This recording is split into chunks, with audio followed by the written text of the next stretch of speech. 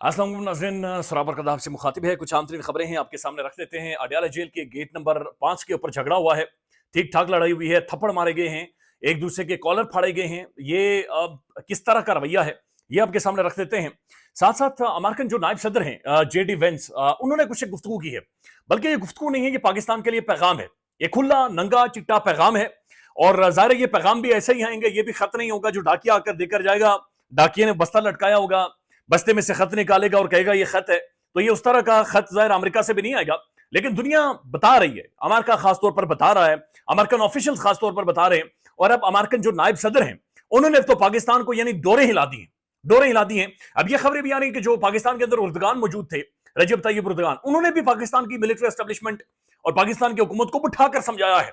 और दो तीन चीजें वही समझाई हैं जो जेडी वेंस इनके बारे में उसने पाकिस्तान को पैगाम दिया या दुनिया को पैगाम दिया है। ये आपके सामने रखते हैं और आखिर में आपको सुनवाएंगे। शेर अफसर मरवत साहब ने एंकर इमरान रियाज खान साहब के बारे में इंतहाई घटिया किस्म की गुफ्तगू की है, गलीज किस्म की गुफ्तगू है। Very sad, very sad. शेर अफसर मरवत साहब, बड़ा रोल था उनका, लेकिन अफसोस यह है कि उन्हें आज इस तरह की क्लीशे चीजों का सहारा लेना पड़ रहा है। ये बहुत अजीब सी बात है। सामी इब्राहिम साहब ये बकायदा से उन्होंने ट्वीट किया है। सामी इब्राहिम साहब लिखते हैं, फवाद चौधरी और बैरिस्टर शोएब शाहीन की लड़ाई अडयाला जेल के गेट नंबर 5 पर हुई है। फवाद चौधरी ने बैरिस्टर शोएब शाहीन को थप्पड़ मारा है। शोएब शाहीन थप्पड़ खाने के बाद जमीन पर गिर गए। दोनों रहनुमाओं ने एक दूसरे को गालियां दी हैं। फवाद चौधरी ने शोएब शाहीन से कहा कि तुम एजेंसियों के टाउट हो।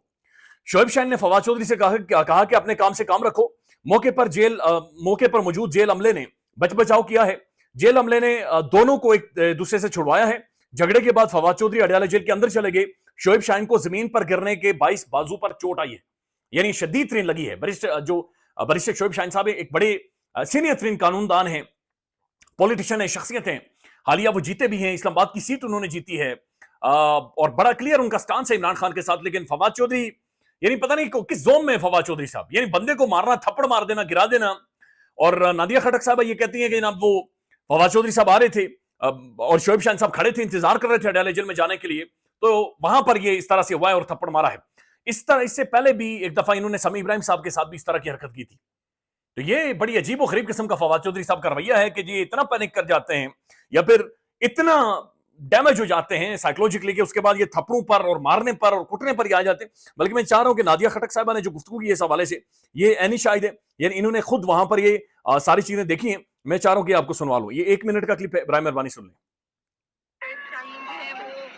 बात कर रहे थे, इंतजार कर रहे थे अंदर अदालत में जाने के लिए, तो अचानक जो है वो फवाद चौधरी साहब बल्कि जा रहे थे, वो वापस आए, उन्होंने उनको मतलब मारा है और साथ ही बहुत जोर से गिराया है। शुक्र अल्हम्दुलिल्लाह कि उनकी हड्डी नहीं टूटी, बहुत ही जोर से गिरे और मैं थोड़ी दूर खड़ी थी, फिर उन्हें जाके वहां से उठाया है और उनके हाथ पे भी थोड़ा सा जख्म आया, लेकिन अल्लाह का शुक्र है कि वो बच गए। बहुत ही एक दूसरे को बुरा भला भी आई थिंक कोई भी शायद कोई जो मुझे बाद में मैंने पूछा कि हुआ क्या है, तो वो कह रहे थे कि कोई प्रेस टॉक पे कोई बात होगी, लेकिन बिल्कुल जो ये शोएब शाहीन को आज जिस तरीके से फिजिकल हुआ है ये नहीं होना चाहिए। और वो भी कह रही है ये नहीं होना चाहिए, एक तरह का हमला था फवाद चौधरी का शोएब शाहीन के ऊपर। यानी मुल्क के अंदर कौन से हालात चल रहे हैं, कौन से वाकयात चल रहे हैं, ह्यूमन राइट वायलेशन हो रही हैं, लेकिन तहरीक इंसाफ की हर शख्सियत ने, हर बंदे ने अपना 1.5 इंच की अलग उसने मस्जिद बनाई हुई है, अलग उसने कहानी बनाई हुई है और सारी अलग चीजों को लेकर चल रहा है। अब नाजरीन ये जेडी विंस की कुछ गुफ्तगू है, ये मैं आपको सुनवाऊंगा और इसके ऊपर रद्दअमल दिया है हामिद मीर साहब ने भी, और इसके अलावा भी इसके ऊपर सोशल मीडिया पर ये मैसिवली वायरल है। लेकिन ये 30-31 सेकंड का क्लिप है, बराए मेहरबानी आप जेडी विंस को सुन ले। ये अमेरिकन नायब सदर हैं और ये म्यूनिख में इन्होंने गुफ्तगू की है, ये सुन लें।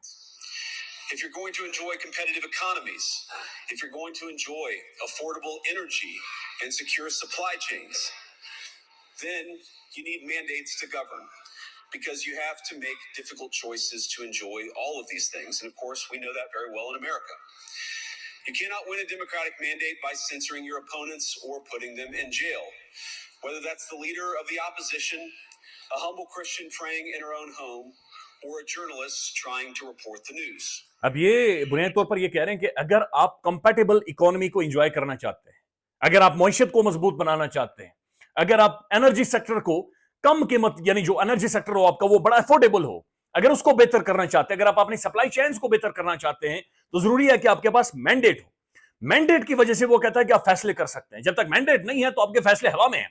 اب کہانیاں سنا سکتے ہیں لیکن جب تک مینڈیٹ نہیں ہوگا آپ کچھ بھی نہیں کر سکتے. پھر مینڈیٹ کے بعد وہ کہتے ہیں کہ اگر آپ اپوزیشن لیڈر کو جیل کے اندر ڈال دیں گے, آپ اپنے مخالفین کی زبان بندی کر کے اسے جیل میں ڈال دیں, یا جمہوری مینڈیٹ ڈال کر جمہوری مینڈیٹ نہیں جیت سکتے, چاہے وہ اپوزیشن لیڈر ہو یا خبریں رپورٹ کرنے والا صحافی ہو, ان کے ساتھ ایسی حرکتیں کر کے جمہوری مینڈیٹ نہیں جیتا جا سکتا. جے ڈے وینس یہ بتا رہے پاکستان کو کہ جناب خان کو جیل کے اندر ڈال کر آپ مینڈیٹ نہیں لے سکتے, آپ کے پاس وہ اختیار ہی نہیں ہے, آپ کے پاس وہ اتھارٹی نہیں ہے فیصلے کرنے کی, آپ کے پاس وہ مورل کریج ہی نہیں ہے, اخلاقی کریج نہیں ہے, قانونی طور پر بھی آپ کے پاس کریج نہیں ہے, چونکہ آپ کے پاس مینڈیٹ موجود نہیں ہے. یہ باقاعدے سے پاکستان کو بتایا گیا ہے اور یہ امریکن اتھارٹیز یہ بتا رہی ہیں, یہ اتھارٹیز بتا رہی ہیں, اہم ترین شخصیات بتا رہی ہیں. دوسری طرف جو ولسن خط لکھ رہے ہیں اور جے ڈی ونس کی یہ جو تقریر ہے یہ اس کا ٹکڑا خالی اٹھا کر رکھ لیں کہ پاکستان میں کہاں پر پاکستان سٹینڈ کر رہا ہے. تو ڈیموکریسی پاکستان کے اندر کولیپس کر گئی ہے, جمہوریت بری طرح سے کولیپس کر کے ڈیمیج ہو گئی ہے. بلکہ یہ خالد جمیل صاحب ہیں, یہ بڑے پرومیننٹ جرنلسٹ ہیں, انہیں گرفتار بھی کیا گیا تھا اور ان سے بھی خاصی ناراضگی رہتی ہے. یہ کہتے ہیں کہ رجب طیب اردگان نے ملٹری اسٹیبلشمنٹ اور سیاسی لیڈرشپ کو خبردار کر کے گئے ہیں. یعنی انہوں نے ملٹری اسٹیبلشمنٹ اور سیاسی لیڈرشپ کو اردگان نے بھی بٹھا کر بتایا ہے ترکی ہمارا ایک برادر اسلامی ملک ہے اور وہ جانتا ہے اور اس دنیا کو پتا ہے کہ پاکستان کے اندر کیا ہو رہا ہے. تو خبریں یہ آ رہی کہ انہوں نے بٹھا کر انہیں سمجھایا ہے, بتایا ہے کہ آپ موو نہیں کر سکتے, آپ پھنس جائیں گے ایک ایسے گرداب کے اندر کہ خدا نہ خواستہ پاکستان کو نقصان ہوگا.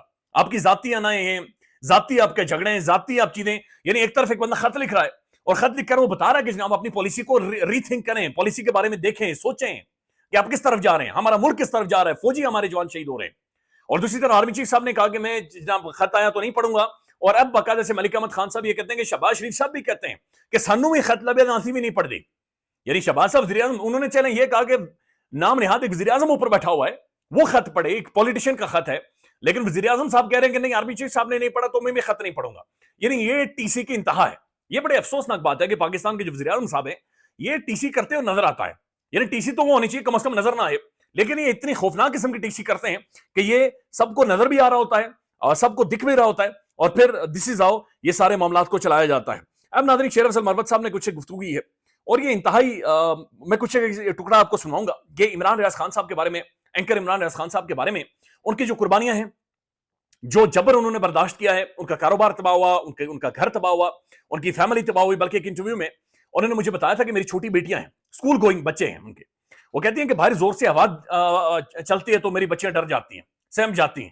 ان بچوں کو نہیں پتا کہ پاکستان کے اندر یہ کیا ہو رہا ہے, رجیم چینج کیا ہے, میرے والد کیا رپورٹ کر رہے ہیں, لوگ کیا دیکھ رہے ہیں, کسے خطرہ ہے, کون ڈر رہا ہے, کون سہم رہا ہے, اور کون میرے والد کو ٹارگٹ کر رہا ہے. لیکن پوری فیملی متاثر ہوئی ہے. شیر افضل مروت بہرحال جو بھی تھا ایک ٹائم پر اس کے پاس مینڈیٹ تھا اور انہوں نے ٹھیک ٹھاک جلسے جلوس کیے, لیکن اب جو خیر بات چیت کر رہے ہیں یہ بڑی عجیب و غریب قسم کی گفتگو ہے. یہ ایسے ہی ہے جیسے آپ آسمان کی طرف مڑ کر تھوک رہے ہو, تھوکتے ہیں نا اوپر مڑ کر تو وہ اپنے اوپر آ کر لگتی ہے. یہ مروت صاحب کو سنیں. عمران ریاض کا میں نے کافی حد تک احترام کیا. وہ کہتا ہے کہ علی امین خان نے کہا ہے کہ جی وہ ٹیکہ مانگ رہا تھا. اب علی امین خان نے مجھے یہ بھی کہا ہے کہ خود یہ مائن کا ٹیکہ لینے کے لیے میرے پاس 10 دفعہ آیا. میں خود جب سی ایم ہاؤس جاتا تھا ہر وقت یہ موجود ہوتا تھا. کس لیے آیا ہے, وہ وہاں پہ رہتا تھا. سی ایم کے پی جو ہیں انہوں نے سرکاری ان کو ایک رہائش دی ہوئی تھی. پھر علی امین خان مجھے, یعنی علی امین خان کے الفاظ ہے کہ یہ ایجنسیوں کی ملی بھگت سے ہیرو بننے کے چکر میں گرفتار ہوا, ان کو خاندان سمیت رکھا گیا. نہ اس کی زبان زخمی ہوئی تھی, اور زبان کا اگر علاج کرایا تھا تو کس سے کرایا, کوئی علاج کی کوئی اسے تفصیل دی ہے. پھر یہی علی امین خان نے مجھے کہا ہے کہ بھائی یہ زبان ایک ہفتے میں ٹھیک ہو گئی. اور اسی کو اور انہوں نے یہ بھی کہا کہ فیض حمید نے ان کو 600 سے زیادہ کنال زمین دلائی ہے چکوال میں, وہاں فش پونڈ ہے, وہاں محل اس نے بنایا ہے, استقبال بنایا ہوا ہے. اب پہلے موٹر سائیکل ان کے پاس نہیں ہوتی تھی, یہ اتنے اربوں روپے کہاں سے کمائے. اور یہی علی امین خان نے یہ بھی کہا ہے کہ فیض حمید کا یہ دست راست تھا ایجنسیوں کے ساتھ, اس کے پی ٹی آئی کے دور میں بڑے گہرے تعلقات تھے. اب یہ پھر سوال یہ بھی پیدا ہوتا ہے نا کہ یہ کہتے ہیں خچروں کی تصویر اس نے پہلے سے رکھی ہے کہ میں خچروں کے ذریعے بھاگا. اور بھائی اگر حکومت آپ کو نہ بھاگنے دیتی تو آپ کا پاسپورٹ 1 منٹ میں بلاک ہوتا, آپ کیونکہ کس طرح پہنچ. اندازہ لگا لیں وہ شیر افضل مروت صاحب بات چیت کر رہے ہیں کہ جن کے اوپر یہ خود بتایا جا رہا ہے یا ان کے اوپر الزامات ہیں یا لوگ بات چیت کرتے ہیں کہ جن دنوں انہوں نے جلسے جلوس کیے تھے وہ خود کسی کے کہنے پر کیے تھے, کسی کے کہنے پر مروت صاحب باہر نکلتے تھے. اور اس وقت بھی ظاہر ہے میرا آرگومنٹ یہی ہوتا تھا کہ جناب کسی کے کہنے پر بھی ہو, آپ جان اپنی خطرے میں ڈال کر خطرے میں ڈال کر باہر نہیں نکلتے. لیکن آج اسی طرح کی گفتگو یہ عمران ریاض خان صاحب کے بارے میں کر رہے ہیں. آپ سب جانتے ہیں, ہم سب جانتے ہیں کہ عمران ریاض خان نے کیا کیا سیکریفائز کیا ہے, اور وہ صرف اپنے اصول کی وجہ سے سیکریفائز کیا ہے. جس اصول کے اوپر عمران ریاض خان صاحب کھڑا ہے, یہ انتہائی بونڈی قسم کی حرکت ہے. یہ بونڈی قسم کے الزامات ہیں مروت صاحب جو لگا رہے ہیں, چونکہ مروت صاحب کی اپنی حرکتوں کی وجہ سے جو خان صاحب ہیں انہوں نے مروت صاحب کو سائیڈ لائن کیا, اور مروت صاحب اب 10 بندے اکٹھا نہیں کر سکتے. اپنی لیجیٹمیسی ان کی ختم ہو گئی ہے. بٹ اٹس ویری سیڈ کہ یہ رویہ بھی پاکستان کے اندر ہوتا ہے. بہرحال خیال رکھیے گا, اپڈیٹ کریں گے. اللہ حافظ.